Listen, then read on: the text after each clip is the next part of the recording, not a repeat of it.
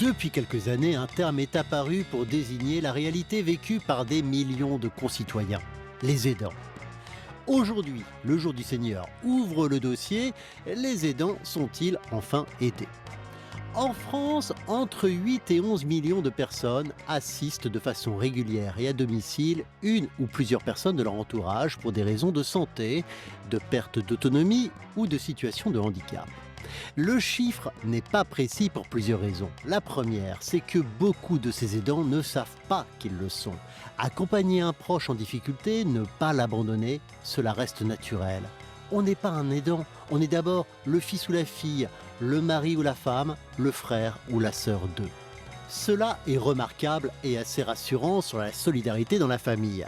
Mais cela ne doit pas occulter les conséquences lourdes pour celui qui porte cette charge. Charge financière, charge mentale et physique, mise en retrait de la vie professionnelle, épuisement.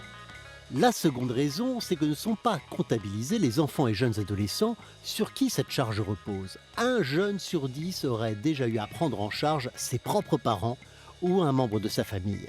Cela souvent au détriment de ses études, de sa santé et même de son simple droit à vivre l'insouciance de l'enfance. Depuis quelques années donc, le signal d'alarme a été tiré sur la situation des aidants, avec des réponses concrètes, aide financière, dispositifs pour leur permettre de passer le relais, de prendre un peu de temps pour eux, et c'est notre dossier du jour.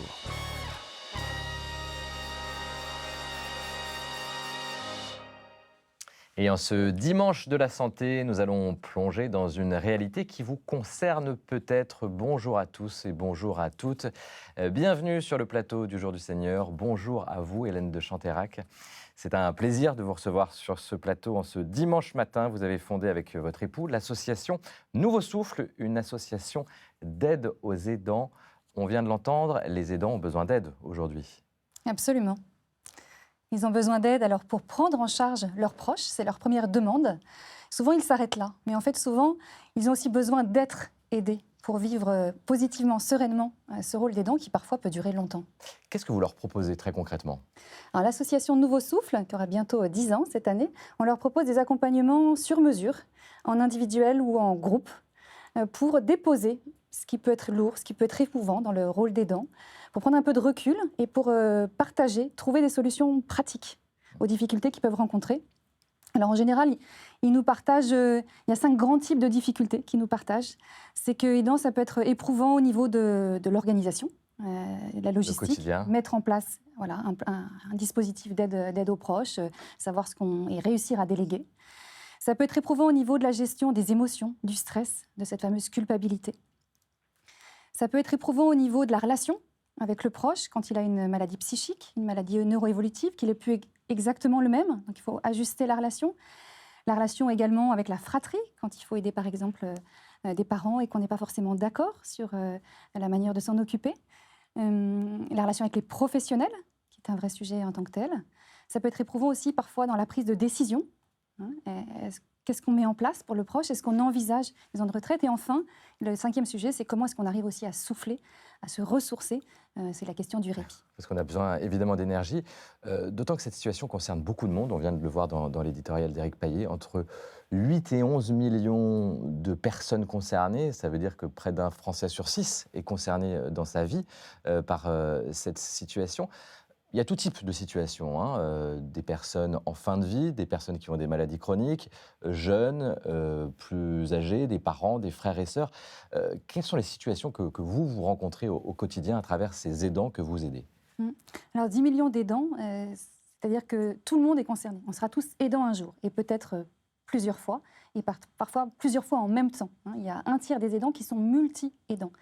Alors effectivement, ça peut être vous si vous aidez des parents âgés, soit du fait d'une maladie, mais aussi le grand âge. Ça peut être vous si votre épouse a un accident et a une maladie chronique, une dépression, un cancer. Vous encore si un enfant avait un handicap. Ça peut être aussi, il n'y a pas forcément un lien de famille, ça peut être aussi un voisin, un ami. En fait, l'aidant, ça correspond à une définition juridique qui est inscrite dans le Code de l'action sociale et de la famille. On est aidant à partir du moment où on va aider une personne dans son quotidien de manière fréquente et bénévole. Mais c'est ce qu'on entend dans l'éditorial, c'est intéressant, on peut ne pas s'en rendre compte. Par exemple, on commence à aider son voisin, régulièrement, on devient aidant sans vraiment en prendre conscience. Absolument. Aujourd'hui, il y a un aidant sur 2 qui ne se reconnaît pas aidant. Et c'est un chiffre qui évolue très doucement alors on a lancé des campagnes de communication. Alors, il y a plusieurs raisons à cela. La première, c'est que, comme vous le disiez, parfois on ne se reconnaît pas aidant parce qu'on se sent avant tout conjoint, on se sent avant tout parent. Parfois, on n'a pas été informé qu'en fait, aidant, ça ouvrait droit à des dispositifs de soutien et puis à des droits possibles. Parfois, il peut y avoir aussi une forme de déni. On n'a pas envie, on n'a pas envie d'être aidant. Ça vous tombe toujours dessus sans que vous l'ayez choisi. Et parfois, on recule au maximum le moment où on aura véritablement à prendre en charge un proche qui est malade ou dépendant. On va voir un reportage très émouvant dans quelques instants. Mais d'abord, j'aimerais savoir pourquoi vous êtes lancé dans cette aventure il y a 10 ans, à un moment où on ne parlait pas encore des aidants. Le mot n'était pas du tout à la mode, on n'avait pas conscience de ce phénomène. Pourquoi, avec votre mari, vous avez choisi d'aider les aidants? En quoi ça vous concerne? Alors en fait, il se trouve qu'on en parlait dans l'administration. Et je travaillais alors au service du Premier ministre. Et j'ai été impliquée dans l'élaboration d'une loi d'adaptation de la société au vieillissement qui se posait la question de que peut-on faire pour les aidants? Ce qui existe n'est pas utilisé. Quels sont leurs besoins? Qu'est-ce qu'il faut faire pour que ces dispositifs de répit, par exemple, qu'on a mis en place, soient véritablement utilisés? Donc je me suis plongée dans ce sujet. J'ai rencontré beaucoup d'aidants. J'ai rencontré beaucoup de professionnels. Et j'ai réalisé à quel point la vie d'aidant pouvait être des périodes difficiles à traverser, au-delà des simples démarches administratives. C'est comment est-ce qu'on va vivre cela. Ils sont mieux pris en charge, les aidants, depuis que vous avez commencé votre activité associative? Alors bien sûr qu'on n'en a jamais autant parlé aujourd'hui, et ce, je pense, depuis le Covid. Ouais. Qui a mis vraiment le projecteur sur ces On a commencé à en parler à ce moment-là, nous, au Jour du Seigneur, d'ailleurs, en effet. Oui, tout à fait. Il faut aussi rendre à César ce qui est à César. Le président Macron a lancé pour la première fois une stratégie nationale pour les aidants qui vise à coordonner les différents axes. Parce que quand on est aidant, ça a un impact sur la santé, ça a un impact sur la vie professionnelle. Sur la vie familiale? Sur la vie familiale.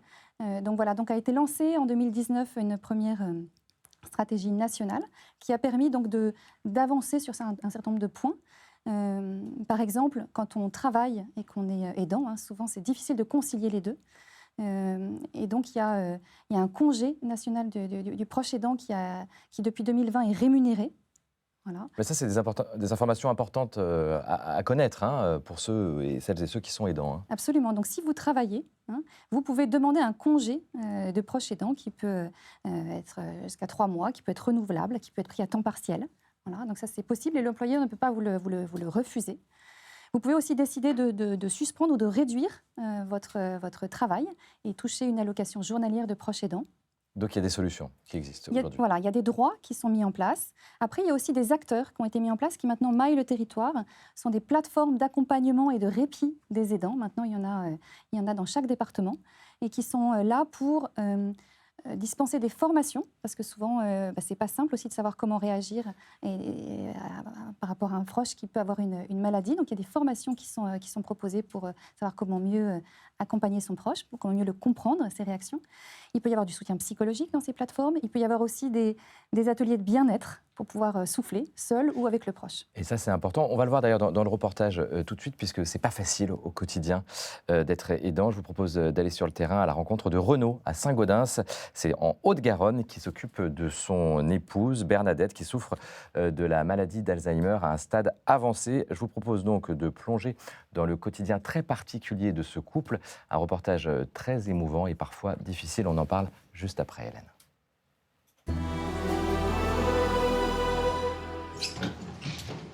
« 17 ans que Renaud est aux petits soins. Coucou. Pour sa femme Bernadette, C'est beau, hein? atteinte d'Alzheimer. Bonjour. On va se réveiller, ma chérie. On va faire un petit massage, d'accord? Il lui consacre 5 à 6 heures par jour. Voilà, c'est notre petit rituel du matin. C'est très important. Et il nous reste ça, finalement, hein? Le contact. Ça va, ma chérie? Puisque le reste baisse petit à petit. Elle y voit moins bien, elle entend moins bien. Par contre, le toucher reste. C'est un des derniers sens qui restent quand on s'amoindrit. C'est du bien-être, c'est de la tendresse, c'est du lien. On va taper les pieds, ma chérie. Et donc, je reconstitue les chocs de la marche. Personne ne m'a aidé pour ça, mais bon, on trouve les solutions quand on les cherche. Allez, on va s'installer. Comme Bernadette est musicienne, un petit peu de musique. Il y a quelques années, pour que Bernadette garde un lien social, Renaud fait un essai en accueil de jour en EHPAD. Mais elle supporte mal l'agressivité des autres patients. Bon, on va préparer à manger maintenant.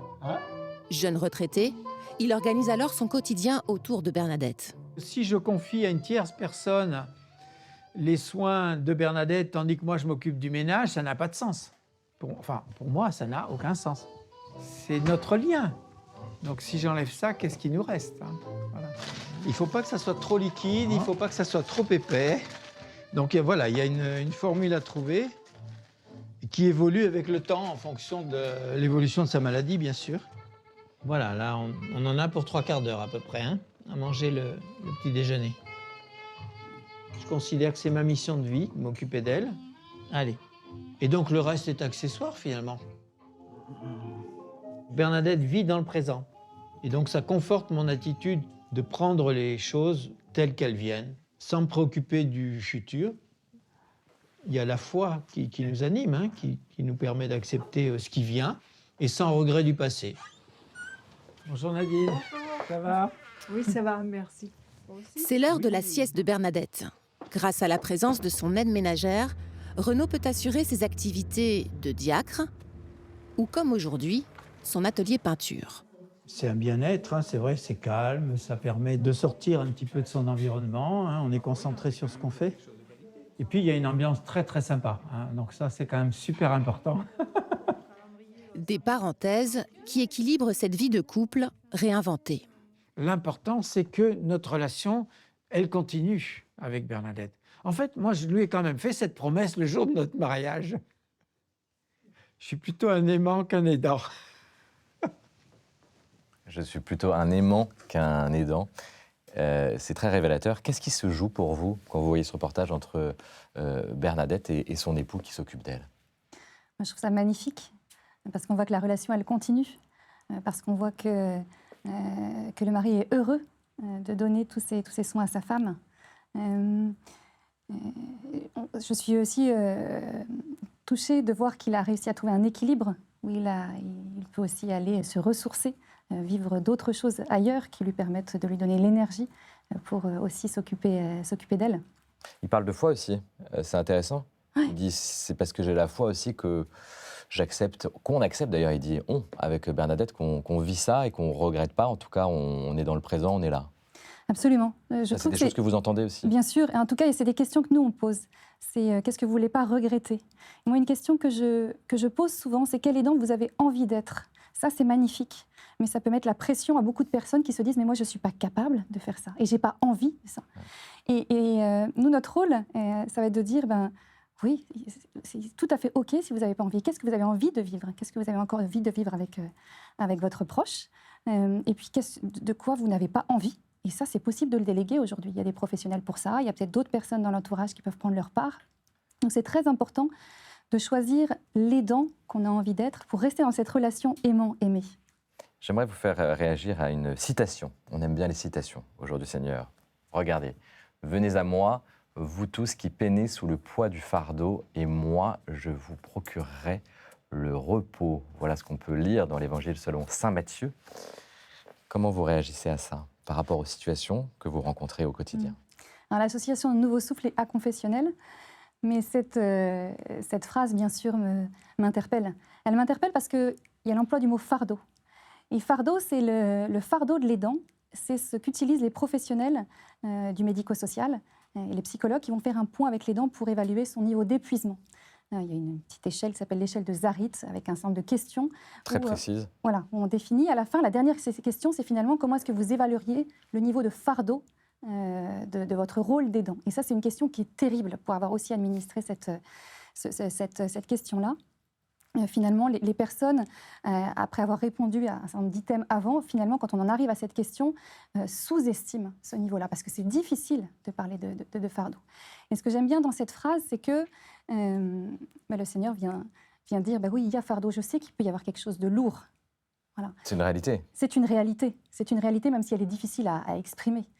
Et ce que j'aime bien ensuite, c'est que le terme qui est utilisé, c'est le mot repos, et non le terme répit. Aujourd'hui, quand on parle dans l'offre médico-sociale de ressourcement, on parle de répit.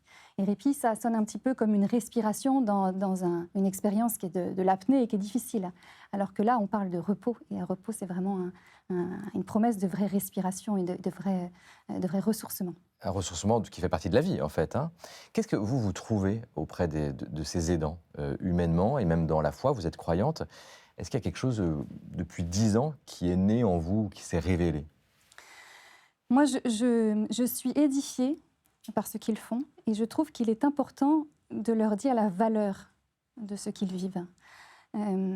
Souvent, un aidant pris dans quelque chose qui s'impose à lui, toujours ayant l'impression qu'il ne fait pas bien, pas assez. Il y a de la culpabilité. Il peut y avoir énormément de culpabilité, il peut y avoir même un impact sur l'estime de soi. Et je trouve très important de dire à un aidant la valeur de ce qu'il fait, la valeur à la fois humaine, dans tout ce qu'il va donner, la valeur même sociale, parce qu'aujourd'hui, surtout à l'heure du virage domiciliaire, à l'heure du développement de l'ambulatoire, à l'heure où les EHPAD et les services à domicile vont mal, finalement, notre système de santé, notre système de prise en charge sociale, il repose sur les aidants. Donc, ce qu'ils font a une valeur essentielle. Et enfin, la valeur aussi professionnelle. Ça, c'est un chantier sur lequel on fait des propositions concrètes. C'est-à-dire qu'un aidant, dans tout ce qu'il va vivre, va développer des savoirs expérientiels qui sont même qui ne s'en rend pas compte. Sans s'en rendre compte. Parce que Renaud, c'est ce qu'il dit. Je m'occupe juste de celle que j'aime, en fait. Donc, il ne voit pas tout ça. Absolument. Alors que quand on est aidant, on va développer une capacité à aller chercher de l'information, une capacité à s'adapter, une capacité à gérer son stress, son impuissance. Et tout ça, ce sont des savoirs qui sont transformables en compétences et qui sont finalement des vrais atouts pour les employeurs. Donc, moi, je trouve que c'est un message à faire passer, que les aidants, ce sont non seulement pas un poids, mais au contraire, ce sont une ressource. Une ressource ressourçant à la fois pour la société et pour les employeurs. C'est très intéressant, Hélène. Je vous propose d'aller à la rencontre de quelqu'un d'autre, une jeune, cette fois, qui travaille en alternance pour une association qui soutient les jeunes aidants, car c'est une réalité également moins connue, qu'on ne veut pas toujours voir. De très jeunes ont parfois la responsabilité d'un parent, d'une sœur ou d'un frère. On regarde tout de suite ce témoignage très édifiant.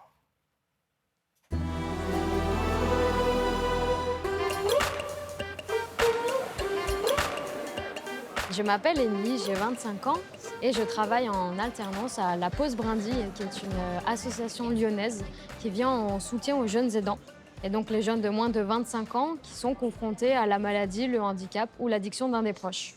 La dose pour une personne ici, c'est 250 grammes de gnocchi. Aujourd'hui, on est accueillis dans le restaurant Trattino, qui est un restaurant italien lyonnais. L'événement d'aujourd'hui, c'est ce qu'on appelle un brin de partage, qui est un temps convivial qu'on propose pour différentes tranches d'âge, les enfants, les adolescents et les jeunes adultes. J'essaie juste de rassembler la farine, la pomme de terre. On a tendance à penser que la cuisine est thérapeutique. Le fait de malaxer, d'avoir la texture, d'être rassemblés autour de la cuisine. Et je voulais leur proposer un atelier autour des gnocchis, qui est une recette qu'on peut refaire facilement chez soi, qui est conviviale. Là, c'est tout lisse. J'ai vu beaucoup de sourires en les voyant cuisiner, écouter le chef, malaxer, toucher les textures, se rendre compte que c'est pas encore parfait, remodeler, etc. Pendant mon adolescence, j'ai ma petite sœur qui a eu un cancer, qui nous a quittés il y a de nombreuses années. Et à mon époque, il n'y avait pas d'accompagnement. Il n'y avait rien qui était proposé pour les jeunes, pour les frères et sœurs, pour les enfants d'eux, etc.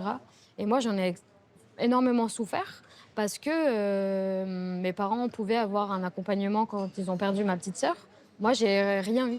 Et je sais que c'est important de proposer ces moments-là à ces jeunes parce que c'est comme si on leur disait « je reconnais ton vécu, je reconnais que ça peut être difficile et nous, on te soutient, on est là pour toi ». Quand les gnocchis sont à la surface et qu'ils flottent, c'est qu'ils sont cuits. Il y a un manque de prise en considération totale de ces jeunes et de leur vécu, de leur souffrance. Moi, quand j'explique le sujet des jeunes aidants à des professionnels de santé, des travailleurs sociaux, le tout venant même des parents, on me dit mais non, mais les jeunes, ils vont à l'école, ils vont bien.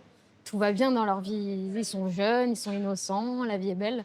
Et en fait, la vie n'est pas si belle que ça. Et le fait qu'on ne prenne pas en considération leur vécu, leurs sentiments et leurs souffrances, ça en crée encore plus. Et avoir la démarche de demander toi, comment tu vas, c'est énorme. C'est vraiment un petit rien qui change beaucoup. Voilà le témoignage très sincère et très réaliste d'Amy, cette jeune lyonnaise. C'est vrai que ça paraît injuste. On se dit, on est jeune, on ne doit pas être confronté à ça dans la vie. Il y a quelque chose de cet ordre-là, peut-être d'injustice, ou en tout cas, on parlait de fardeau tout à l'heure, un fardeau qu'on est trop jeune pour porter. Absolument. Et en fait, ils sont nombreux, ces jeunes. Il y a des études qui donnent des chiffres incroyables. Même à l'échelle du lycée, il y aurait 4 lycéens à l'échelle d'une classe qui ont un rôle d'aidant. Les lycéens, on est jeunes. On est jeunes. Et en fait, ça a un impact évident sur son attention à l'école, sur sa relation, sa vie sociale, sur après le temps qu'on a pour travailler, le temps qu'on a pour se projeter dans des études. Il y a de plus en plus de jeunes qui viennent vous voir dans votre association. Oui, mais ça reste un sujet tabou. C'est tabou, hein? C'est tabou. C'est tabou. En fait, même on a fait des publications sur les réseaux sociaux. Il y a eu énormément de vues, mais ça n'a pas forcément été suivi d'inscriptions. Alors, les quelques personnes qui sont venues étaient vraiment tellement à bout que ça a été une bonne chose et on a eu des très beaux échanges. Mais il y a encore plein de personnes qui attendent vraiment d'être en situation de crise pour pouvoir venir. Il y a vraiment un vrai enjeu à passer d'une logique de prise en charge de crise, situation de crise, à de la prévention. Qu'est-ce que ça dit de notre société, ce tabou, cet enjeu-là que vous décrivez? J'ai envie de réagir sur le thème même des aidants. On parle aujourd'hui d'autonomie, de perte d'autonomie. Et en fait, c'est une injonction à ce que chacun soit autonome, arrive à bien mener sa barque. Alors qu'on est... moi, j'aimais bien le terme de dépendance et je trouve même qu'il faut même le pousser. On est interdépendant et on est même responsable. C'est intéressant, vous renversez les choses. Oui. Parce que... Parce qu'on est interdépendant et c'est ça dont on crève aujourd'hui, c'est finalement de se sentir chacun responsable, de ne devoir compter sur personne et finalement d'avoir des liens qui se sont distendus. Des 2 pièges que guettent les aidants, c'est l'isolement et l'épuisement. Voilà. Et ce que j'aimais beaucoup dans ce reportage, c'est qu'on voit bien que pour y parer, ce qui est intéressant, c'est de libérer la parole et c'est aussi de créer des beaux moments partagés. Les aidants ont besoin de se faire plaisir, de moments de détente et c'est ça qui est beau avec la... Et en relation, il y a une histoire de relation là qui se joue pour les aidants et dans notre société. Ça parle de ça, de la relation en fait, pour eux. Oui, de la relation, de ce que je vais donner aux autres, de la relation de oser dire. Nous, notre premier rôle, c'est d'être un espace où on écoute et ce qui permet de libérer la parole, libérer les émotions, oser dire qu'en fait, on n'en peut plus, oser dire qu'on en a marre, oser dire qu'on n'est plus sûr qu'on aime son proche. Voilà. Et c'est hyper important de pouvoir mettre des mots aussi sur les difficultés qu'on a. C'est normal, c'est difficile d'être aidant. C'est difficile, c'est une vraie charge physique, c'est une vraie charge mentale. Et vous avez le sentiment que, notamment pour les jeunes, même si c'est un tabou encore aujourd'hui, la société fait des choses pour ces jeunes qui sont en souffrance, qui galèrent aussi au quotidien? Alors, il y a des choses qui sont annoncées là, dans la nouvelle stratégie 2023-2027. Ça, c'est plutôt une bonne nouvelle. Oui, avec des bourses qui vont être plus facilement accessibles aux personnes qui sont étudiantes et aidantes. Et ça, c'est un vrai besoin. Pour conclure, peut-être un mot sur le nom de votre association, c'est pas un hasard, Nouveau Souffle. Qu'est-ce que vous avez envie de dire peut-être à celles et ceux qui nous regardent ce matin et qui ont besoin de ce nouveau souffle? Alors effectivement, Nouveau Souffle, voilà, il est à chacun de trouver en fait son souffle. Moi, la question la plus importante, et finalement, s'il n'y avait qu'une seule question pour vivre sereinement son rôle d'aidant, c'est comment je recharge mes batteries. Voilà, et qu'est-ce qui me permet de me ressourcer? Et une fois que je suis ressourcée, quelle que soit la source, elle peut être justement s'appuyer sur le Seigneur, elle peut être aussi dans des choses qu'on fait, dans la peinture ou autre. Voilà. Quelle est ma source? À quoi est-ce que je peux puiser pour après pouvoir davantage donner à mon proche? Et qu'on soit aidant ou pas, d'ailleurs, cette question, on peut se la poser. Absolument. Ça ne nous fera pas de mal. Merci Hélène. Il est temps, vous restez avec nous. Il est temps de passer maintenant à la culture. Et la culture chez nous, vous le savez, est portée par Constance de Bonaventure. Bonjour Constance. Bonjour David. Hélène. Bonjour Hélène.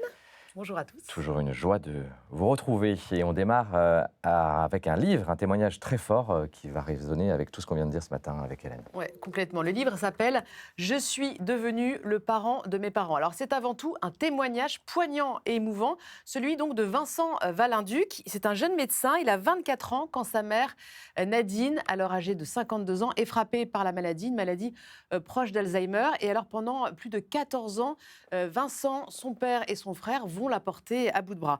Alors ce récit, c'est donc celui avant tout d'un fils qui raconte d'abord la progressive installation de la maladie dans le quotidien de la famille, les phases de déni, vous en parliez, puis l'apprentissage du rôle d'aidant. Vincent Valinduc raconte aussi l'épuisement, le désespoir, la colère parfois et très souvent la culpabilité.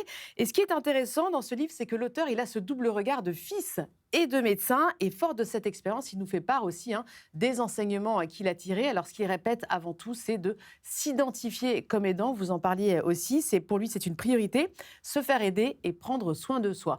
Être aidant, nous dit-il en conclusion, c'est avant tout aimer et faire tout ce que l'on peut.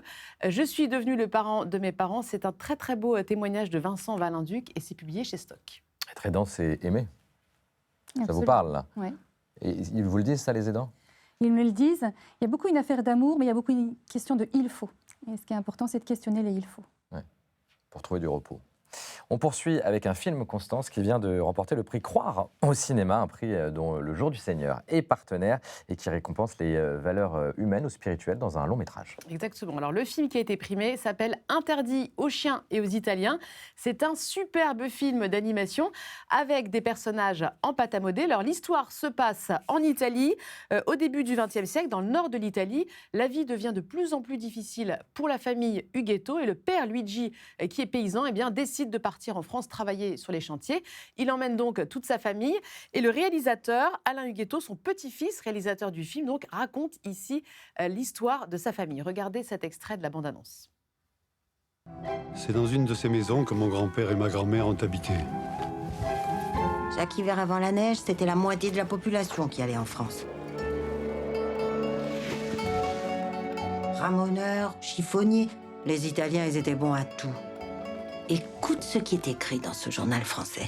Ce qui caractérise l'ouvrier italien, c'est qu'il n'y a pas chez ces ouvriers de dignité personnelle. Ils endurent tout. Alors, le réalisateur a voulu vraiment comprendre ici la trajectoire de sa famille. Et à travers cette quête, en fait, il raconte aussi finalement une page de l'histoire de l'immigration italienne. Et il nous rappelle qu'au début du XXe siècle, le racisme à l'encontre des Italiens était bel et bien présent. Alors, c'est un film personnel, émouvant, tendre, plein de nostalgie et de poésie aussi. Il y a une musique qui est vraiment très, très belle, qui soutient ce film.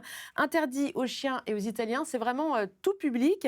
Le prix Croire au cinéma dont vous parliez, David, sera remis au réalisateur le mardi 12 mars au 7 Parnassien. Donc l'entrée est possible, vous pouvez prendre des billets et vous pouvez également retrouver ce film en VOD sur vos plateformes. Oui, un film qui peut résonner un peu avec l'actualité aussi, à ce qu'on vit aujourd'hui. Vous nous emmenez maintenant, Constance, en Belgique où nous allons célébrer la messe dans quelques minutes, c'est grâce à la RTBF. Oui, ce matin, nous partons à Fos-la-Ville, dans le diocèse de Namur, en pleine région wallonne. L'église Sainte-Gertrude se trouve dans l'ancien village de Leroux. Elle a une partie ancienne qui date du XIIe siècle. Alors vous allez la voir, c'est la partie de gauche qui a été construite en vieille pierre et le reste qui se trouve à droite a été ajouté en 1828. À l'intérieur de l'église, c'est une grande nef unique. Sainte-Gertrude de Nivelles, la patronne de la paroisse, est une sainte belge souvent représentée avec un rat à ses pieds parce qu'elle protège les cultures. Il y a un très beau tableau du XVIIIe au-dessus du maître-autel qui représente une apparition du Christ à sa mère. Et puis, à droite de ce tableau, ce beau calvaire en bois du XVIe siècle. Alors, je vous propose de terminer sur une note plus contemporaine avec ce beau baptistère qui nous vient de l'école de cuivre de Dinan en Belgique et qui a été posé sur un pied de chandelier, une œuvre réalisée par un paroissien de Sainte-Gertrude. Très belle œuvre et très belle église. Merci pour cette visite, Constance. David. Merci, Hélène, pour ce beau témoignage ce matin. Restez avec nous pour la messe. Vous l'avez compris que nous célébrons donc en Belgique, dans cette belle église du diocèse de Namur. Merci à la RTBF et aux équipes du frère Didier Cronenberg pour ce direct. À tout à l'heure.